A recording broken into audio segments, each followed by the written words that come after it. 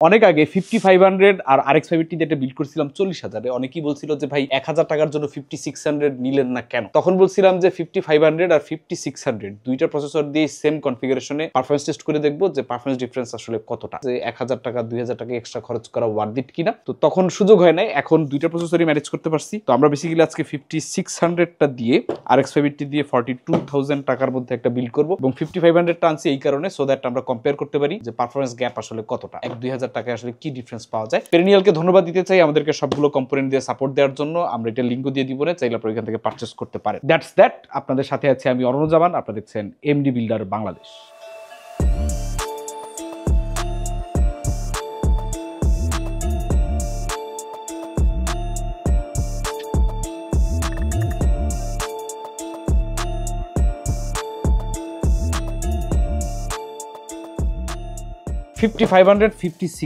দুইটা প্রসেসরের মধ্যেই কাহিনী অলমোস্ট সেম, একটু 19-20 আছে। এই 19-20 পারফরমেন্সে কতটা তফাৎ হয় সেটা আমরা দেখবো। প্রাইস হইতেছে 5500 9000 টাকায় পাওয়া যায়, আর 5600 পাওয়া যায় হচ্ছে 11000 টাকার মতো দামে। কিন্তু পেরিনিয়াল আমাদের 5600 শুধু 5600 নন জি দিবে হচ্ছে 10,000 টাকায়। এরপরে হচ্ছে মাদারবোর্ড আমরা পাইছি Asus প্রাইম A520MK, পেরিনিয়ালের নিজেদের ইম্পোর্ট করা, এটা অফিসিয়াল না, হইলে পরে রিপ্লেসমেন্ট গ্যারান্টি থাকতো। এইটার দাম হচ্ছে পেরিনিয়াল রাখতেছে A520MK 7,800 টাকা। এই প্রাইস রেঞ্জে আপনি হয়তো 8,000 আশেপাশে 450 বোর্ডও পাবেন বিভিন্ন কোম্পানির, চাইলে ওগুলো আপনারা চুজ করতে পারেন। যেটি আপনারা করেন না কেন, প্রাইস 19-20 হইলে পরে ওইটা তারা অ্যাডজাস্ট করে দেওয়ার কথা আছে। তো এইখানে 520 বোর্ড না নিয়ে আপনি 550 নিতে পারেন, কিন্তু 550 নিলে পরে দাম আনরিজনেবলি বাড়বে, যেটা দরকার নাই। কিন্তু 450 ইজ এ গুড চয়েস। 450 নেওয়া আমার মনে হয় অনেকের জন্য বেটার হইতে পারে। প্রথমে মাদারবোর্ডের মধ্যে প্রসেসরটা ইনস্টল করে ফেলি। 5600 দেশীয় শিল্পের বক্স আমরা দেখতে পাচ্ছি। এই হচ্ছে 5600, আর সাথে স্টক কুলারটা আমাদের লাগবে। কোনো স্টিকার নেই, এটা হচ্ছে আমাদের স্টক কুলার। থার্মাল পেস্ট খুব সুন্দরভাবে প্রি অ্যাপ্লাই করা আছে। তারপরে মাদারবোর্ড, এই হচ্ছে আমাদের MATX মাদারবোর্ড। তবে এই বোর্ডটা একটু চওড়া, আমি এখানে প্রেফার করতাম আপনার ম্যাক্সানের 450 বোর্ড, কারণ ওইটা ন্যারো ছিল, তাইলে পরে বিলটা আরো কম্প্যাক্ট হইতো। যেহেতু র্যাম স্লট দুইটাই আছে, সো এত ওয়াইড বোর্ড না হইলেও হইতো। এই মাদারবোর্ডটা আসলে এতই চওড়া যে এইটা দিয়ে যদি আমরা কেসের মধ্যে বিল্ড করি তাহলে আমাদের আউটলুকটা নষ্ট হবে, এবং এই চওড়া বোর্ডে আমাদের বাড়তি তেমন কোনো সুবিধা নাই। তার থেকে বরঞ্চ আমরা মাদারবোর্ডটা পাল্টাই ফেলি। হ্যালো ভাই, একটা চিকন মাদারবোর্ড পাঠান। পাঠাইতে অনেক দেরি হবে, আমাদের স্টুডিওতে এই বোর্ডটা ছিল, এটা দিয়ে কাজ করি। এটা হচ্ছে MSI এর B450A Pro Max 2। এইটার দামও 7,800 টাকার আশেপাশেই পড়বে, এবং আমি একটু দেখাই বোর্ডটা। এইটা প্রায় কত 1 ইঞ্চির কাছাকাছি কম, সেম ডুয়াল স্লট র্যামের বোর্ড। এই তো আমরা এইটা বাদ দিয়ে দিই, বিদায় বন্ধু। এইটা আমরা বিল্ড করি, আর এইখানে নামটা পাল্টাই দিই, MSI B450 7,800 টাকা। ওকে, এখন আমরা প্রসেসরটা মাউন্ট করব। এই হচ্ছে আমাদের 5600 প্রসেসর, এই হচ্ছে আমাদের সকেট, কোনা কোনা। প্রসেসর ইনস্টলেশন শেষ। এবার কুলার বসাবো। কুলার বসানোর জন্য এই ব্র্যাকেটগুলো খুলে ফেলতে হবে। ওকে, পরে কুলার খানাকে বসিয়ে দেওয়া যাক। 4টা স্ক্রুর মধ্যে লাগিয়ে দেওয়া হবে। পজিশন ঠিক আছে। এবার আমরা হালকা হালকা করে ইনস্টল করবো, একবারে পুরোটা না। জীবন অনেক সহজ হয়ে গেছে অটোমেটিক স্ক্রু ড্রাইভারে। কুলারটা CPU ফ্যানে লাগাই দিলাম, কাহিনী শেষ। এটা হচ্ছে SSD, এটা হচ্ছে ওরিটনের 256GB NVMe SSD। এটার দাম হচ্ছে 2300 টাকা। কন্ট্রোলারটা হচ্ছে রিয়েলটেক, খুবই বেসিক এন্ট্রি লেভেলের কন্ট্রোলার এবং SSD। এই অবশ্য আপনারা চাইলে আপনাদের ফেভারিট SSD নিতে পারেন, দামে যদি আর কি পোষায়। দাম একটা ফ্যাক্টর। স্ক্রু মনে হয় লাগবে না। SSDটা বসাই দিলাম। তবে একটি জিনিস ভালো করছে যে স্টিকারটা কন্ট্রোলারের উপরে মারে নাই, মানে আপনি চাইলে কন্ট্রোলারটা দেখতে পারেন। ওকে, আমাদের SSD ইনস্টলেশন শেষ। এরপর হচ্ছে মেমোরি। এখানে হচ্ছে ওরিটনের 3200 মেগাহার্জের দুইটা 8GB স্টিক আছে। দুইটার দাম হচ্ছে 2200 টাকা করে, 4400। মেটাল হিটসিঙ্ক, শক্তপোক্ত হ্যান্ড ফিল দেয়। টাইমিং টুইমিং কি কিছু দেওয়া আছে? না, টাইমিং দেখতে পাইতেছি না, বক্সের কেউ টাইমিং নাই। ওকে, এনিওয়ে ইনস্টল করে ফেলি। এটা হচ্ছে আমাদের প্রথম স্লটে লাগাই দিলাম। স্লটই আছে দুইটা, সো আরেকটা জিনিস হচ্ছে এমডির এই সিস্টেমগুলো সবসময় ডুয়াল চ্যানেল মেমোরি রেকমেন্ডেড, কারণ সিঙ্গেল চ্যানেল মেমোরি আপনি ইউজ করলে পরে পারফরমেন্স আমরা আপ টু 30% ড্রপ হইতে দেখছি। সো আমাদের মাদারবোর্ড প্রিপারেশন শেষ। 5600 MSI B450 Pro Max 2, তারপরে দুইটা Oriton 8816 3200 MHz, Oriton 256GB M.2, দাম হচ্ছে 2300। তারপরে Oriton 8x2 3200 MHz 4400। এখন পর্যন্ত আমাদের খরচ গেল কত? 17,800 প্লাস 2300 মানে হইতেছে 20,100 আর 4,400, 24,500 টাকার কেল্লা ফতে। এরপরে হচ্ছে আমাদের কেস হিসেবে আমাদের কাছে অপশন আছে পেরিনিয়ালেরই ইম্পোর্ট করা ভার্চু বা ভার্টু H50 এবং আরেকটা আছে M12। H50 ব্ল্যাক দিয়ে এর আগে আমরা একটা পিসি বিল্ড করছিলাম, ওইটা রাফায়েত রাকিবের সাথে কোলাবোরেশনে, ওইটার লুকটা কেমন আপনারা দেখছিলেন। তো আজকে ভালো আমরা হোয়াইটটার মধ্যে বিল্ডটা করি। তো M12 আর এই H50 দুইটা দিয়ে বিল্ড করলে পরেও সেম প্রাইসই পড়বে, মানে একই হোল প্রাইসে আপনারা প্যাকেজ আকারে পিসি নিতে পারবেন। বাট আমার কাছে এইটা অনেক বেশি কম্প্যাক্ট লাগে, সো আমি এইটাই বিল্ড করবো, আপাতত নামায় রাখি। ভার্চু H50 কেসটা আমরা পাবো হচ্ছে এইখানে অ্যারাউন্ড 3,500 টাকায়, যেহেতু ফুল পিসির সাথে নেওয়া হইতেছে, দ্যাটস ওয়াই ডিসকাউন্ট পাওয়া যাইতেছে। খুচরা হয়তো কোথাও সিঙ্গেল পিস কিনতে গেলে এর থেকে একটু বেশি দাম পড়লেও পড়তে পারে। ভুল হইবার আগেই আয়োশিল লাগাই দিই, অতীতে ভুল একটা হয়ে গেছে। এই আগের আসুস বোর্ডটার আয়োশিলটা লাগাই ফেলছিলাম, এখন আবার কারেক্ট এমএসআই বোর্ডে আয়োশিলটা লাগাতে হচ্ছে। এক পরীক্ষা, যে পরীক্ষা দিতে পছন্দ করি না, এটা যদি দুইবার দেওয়া লাগে। ওকে, ইনস্টলেশন ভেরি ইজি, চাপাচাপি খুব একটা লাগে না, দ্যাট ইজ গুড। এইবার বোর্ডটা আরামসে বসে যাওয়ার কথা। তারপরে প্রশ্ন থেকে যাচ্ছে 24 পিনটা কোথা থেকে রাউট করব। এই বোর্ডটা চিকন, কিন্তু তাও এটা ম্যাক্সানের থেকে চিকন না, ম্যাক্সানটা আরো চিকন। এখন ফ্যানের পাশ থেকে কেবল রাউট করার কোনো স্পেস তো দেখতেছি না, বসছে মোটামুটি।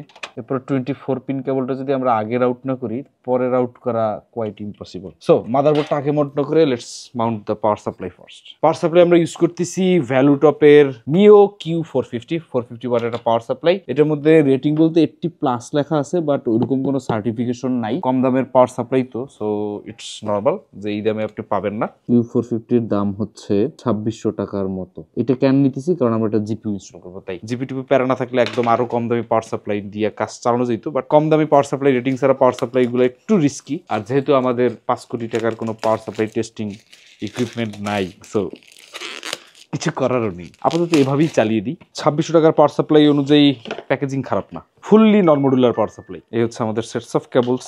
এখানে প্যারাটা হচ্ছে মেইন 24 পিনটা। 24 পিনটা সবার আগে জায়গা মতো পৌঁছায় দিতে হবে। পাওয়ার সাপ্লাইর আগে বসাই দিই। ফ্যানটা নিচে থাকবে যাতে ব্রিদিং স্পেসটা পাওয়া যায়।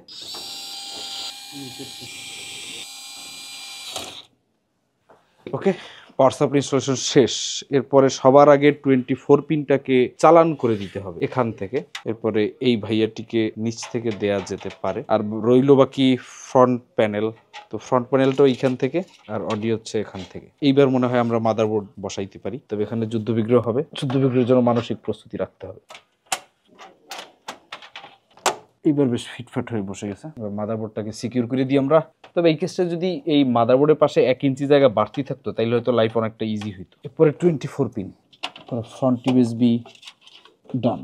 এরপরে হচ্ছে রিসেট সুইচ। রিসেট সুইচে আমরা লাগাবো হচ্ছে আমাদের বাতি। তাহলে আপাতত আমাদের খালি পাওয়ার সুইচটা লাগাইলেই হইতেছে। পাওয়ার সুইচ হচ্ছে এই দুইটা, এই থেকে টপ দুইটা, আর বাকিগুলো পেছনে চালান করে দিই। পাওয়ার এলইডি দুইটা আছে, লাগাইলেও হয় না লাগাইলেও হয়, লাগাই দিই। এবার রিসেট সুইচের সাথে আমরা ফ্যানের লাইট গুলাকে কানেক্ট করে দিব, বাটন জিবি ফ্যানগুলোকে বাঁচিয়ে রাখার জন্য। এরপরে ইপিএস লাগাইতে হবে। ইপিএস কোথায়? এই যে 4 পিন ইপিএস। 4 পিন ইপিএস 5600 মার্কা প্রসেসরের জন্য যথেষ্ট। রইল বাকি আমাদের জিপিইউ নিনজা RX 580। এই মুহূর্তে খুব বেশি RX 580 পাওয়া যাচ্ছে না, যাও পাওয়া যাচ্ছে তার মধ্যে পুরাতন RX 570 2040 এসপি চিপ ব্যবহারের অভিযোগ আছে। বাট স্টিল সবকিছু মিলে আপনি 12,000 টাকার মধ্যে এর থেকে বেটার আর কোনো সলিউশন পাবেন না। সো আমাদেরকে বাজেট গেমারদের, এন্ট্রি লেভেল গেমারদের কথা চিন্তা করে এটি ইউজ করতে হয়, নিনজা RX 580। এটার দাম হচ্ছে 11,900 টাকা। এই হচ্ছে আমাদের টোটাল বিল। পিসিউটা লাগানোর আগে চলেন কস্টটা ক্যালকুলেট করি। 2300 যোগ যোগ যোগ যোগ দাম আসে 42,500 টাকার মতো। কেসটা 3,500 ধরছি আমরা। কেস যদি মার্কেট রেট 4,000 ধরতাম তাইলে আবার কস্ট 43,000 যেত। তো 42,500 টাকা। তবে হোল সিস্টেমটা কিনলে আরো কিছু ডিসকাউন্ট দিয়ে সম্ভবত 41,900 টাকায় আপনি কিনতে পারবেন পেরিনিয়াল থেকে। আমরা লিঙ্ক ডেসক্রিপশনে দিয়ে দিব। যাই হোক, চলেন এবার জিপিইউটা ইনস্টল করে ফেলা যাক। প্যাকেজিং সুন্দর আছে, লাল কালোর সংমিশ্রণ, দেখতে বেশ ভালোই। এই হচ্ছে নিনজা RX 580। অনেকটা আগের যে ম্যাক্সান বিগ ম্যাক ছিল ওই কার্ডটার কথা মনে পড়ে যায়, যদিও ম্যাক্সানের ওই বিগ ম্যাক কার্ডটা এখন আর বাজারে নাই, ইউএল হয়ে গেছে। ম্যাক্সান আর ওই পুরান কার্ড নিয়ে কাজ করে না, একদমই বন্ধ, মার্কেটে একদমই নেই। যদি থেকে থাকে তাহলে দুই একটা ডুপ্লিকেট থাকলেও থাকতে পারে, তবে এটা কোনো ব্যাকপ্লেট নাই। এই হচ্ছে কার্ডটা, হিটসিঙ্কের ওয়েটটা ফিল করা যাচ্ছে। তো এটা একটা ডুয়াল স্লট কার্ড, তো আই গেস আমাদেরকে কেবলটাকে একটু জাতা দিয়ে সাজাই দিতে হবে এবং দুইটা স্লট আমাদেরকে ওপেন করতে হবে। একটা ওপেন করাই আছে, let's break the second one. Okay, রাস্তা ক্লিয়ার। ভালো কথা, আমাদের স্ক্রু লাগবে দুইটা, পাওয়ার সাপ্লাই যে স্ক্রু, এই স্ক্রু সেম পিছে এই স্লট ওপেন করে দেওয়া হইলো। এরপরে কার্ডটা বসায় দেওয়া যাক। পিকটা ফিল করা গেছে। পিসির বেসিক কারেকশনগুলো দেওয়া শেষ, মনে হয় ফ্যান বাকি আছে। ফ্যানগুলো বেসিক্যালি সব মোলেক্স কানেক্টর। পাওয়ার সাপ্লাই থেকে একটা মোলেক্স খুঁজে বের করে পশ্চাৎ দেশে কানেক্ট করলেই কাজ হয়ে যাওয়ার কথা। এখন কেবলগুলোকে খুব চমৎকারভাবে ম্যানেজ করে মোড়ায় ঘোরায় ভিতরে চালান করে দিই। ও সরি, জিপির পাওয়ারটা তো নেওয়া হয়নি।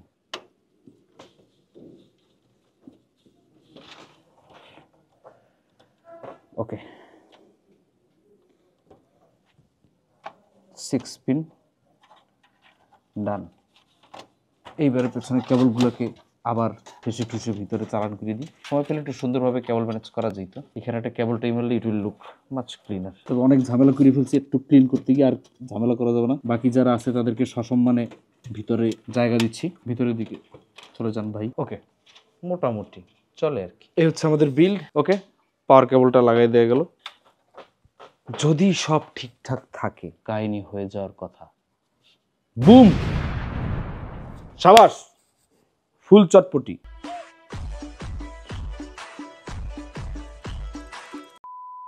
যদি সব ঠিকঠাক থাকে তাইলে এখন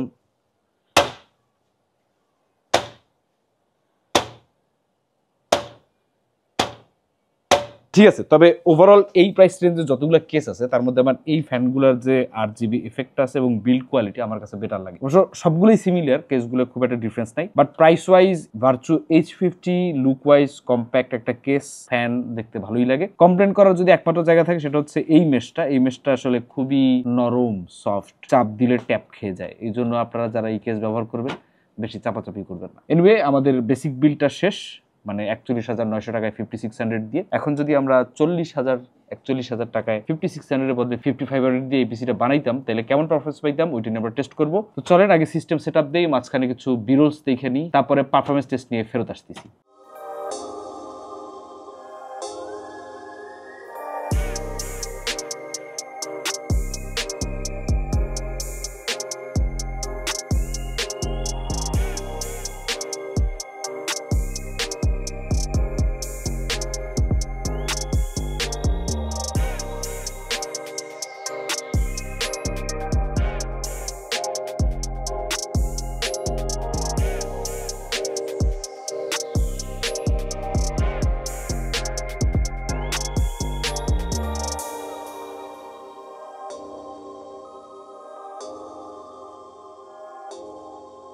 ওকে, আমাদের সিস্টেম রেডি হয়ে গেছে, উইন্ডোজ দেওয়া হয়েছে। প্রথমে আমরা 5600 দিয়ে টেস্ট করতেছি, স্টকে আছে 5500।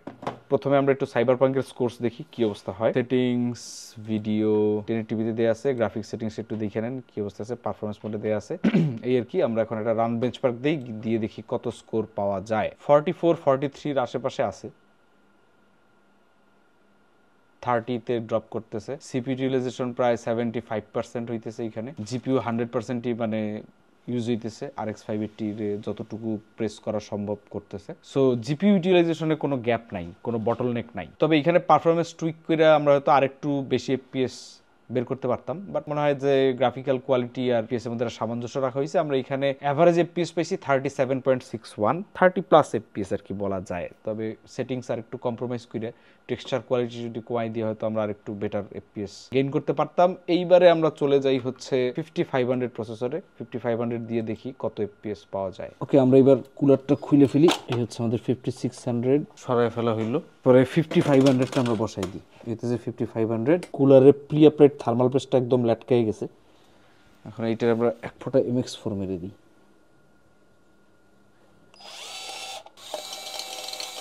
সিপিইউ সোয়াপ করা কমপ্লিট। আচ্ছা, আমাদের ভিডিও সেটিংস মোটামুটি সেমই আছে, গ্রাফিক্সও সেম আছে, কোনো কিছুই চেঞ্জ করা হয় না, জাস্ট প্রসেসরটা সোয়াপ করা হয়েছে। এবার আমরা একটা রান বেঞ্চমার্ক দিয়ে দিই। এমনিতে 5500 আর 5600 ডিফারেন্স হইতেছে। 5600 আপনার 200 মেগাহার্জের বুস্ট ক্লক আপনি বেশি পাবেন, অর্থাৎ 4.4 পর্যন্ত এটা পুল করতে পারবে, প্লাস ক্যাশ হচ্ছে ডাবল, অর্থাৎ 16 এমবি 5500 আর 32 এমবি হচ্ছে আপনার 5600। এর পাশাপাশি আরেকটা জিনিস আছে যেটা ডিল ব্রেকার অনেকের জন্য হইতে পারে। 5600 আপনার যে জেন 4 পিসিআই জেন 4 সাপোর্ট করে, সো ওই সুবিধাটা কিছু কিছু ক্ষেত্রে পেতে পারেন। তবে RX 580 ওরফে RX 570 2048 SP এইসব কার্ডে আপনি হয়তো ওই জেন 4 আর জেন 3 ডিফারেন্সটা খুব বেশি দেখবেন না, তবে এসএসডির ক্ষেত্রে ডেফিনেটলি দেখবেন। এবং এর সাথে সাথে যদি আপনি কোনো হায়ার এন্ড গ্রাফিক্স কার্ড ব্যবহার করেন যেটা জেন 4 এ বেটার ক্যাপাবিলিটি দেখায়, যেমন 4000 সিরিজের এনভিডিয়া, এইসব কার্ডে গেলে পরে তখন কিন্তু আপনি পরিষ্কার ডিফারেন্সটা দেখতে পারবেন। তো এখন আমাদের গেম চলতেছে, বেঞ্চমার্ক রান হইতেছে আর কি, বেঞ্চমার্ক পাস। তো এইখানে মনে হয় না আমার এফপিএস এ আহামরি কোনো তফাৎ দেখা যাবে যেটা ডিল ব্রেকার হবে। তাও দেখা যাক শেষ পর্যন্ত রান হইলে পরে কি হয়, অ্যাভারেজ স্কোর কত আসে। RX 580 মতো কার্ডকে এই দুইটা সিপিইউ আপনারা একদম 100% ইউটিলাইজ করতে পারতেছে, কোনো বটলনেক দেখতে পারতেছি না। আমাদের অ্যাভারেজ এফপিএস কিন্তু 37.48 আসছে, অর্থাৎ অলমোস্ট আইডেন্টিক্যাল, কোনো ডিফারেন্সই আপনি দেখতে পারবেন না। শুধুমাত্র তাইলে সিগনিফিক্যান্ট ডিফারেন্স যেটা আছে সেটা হচ্ছে gen 3 support versus gen 4 support. That's that. যারা gen 4 SSD plus graphics card use করতে চান তারা হয়তো 5600 দিয়ে নিতে পারেন, বাট RX 580 40,000 টাকা বাজেটে 5600 5500 এ আহামরি তফাৎ নাই। বাট আপনি যদি চান 1000-1500 টাকা বেশি খরচ করে 5600 নিতে, মেবি নিতে পারেন। আর যদি একটু কম্প্রোমাইজ করতে চান তাহলে 5500 দিয়ে বানাই ফেলতে পারেন। দেখা হবে পরের কোনো ভিডিওতে, সেই পর্যন্ত আল্লাহ হাফেজ।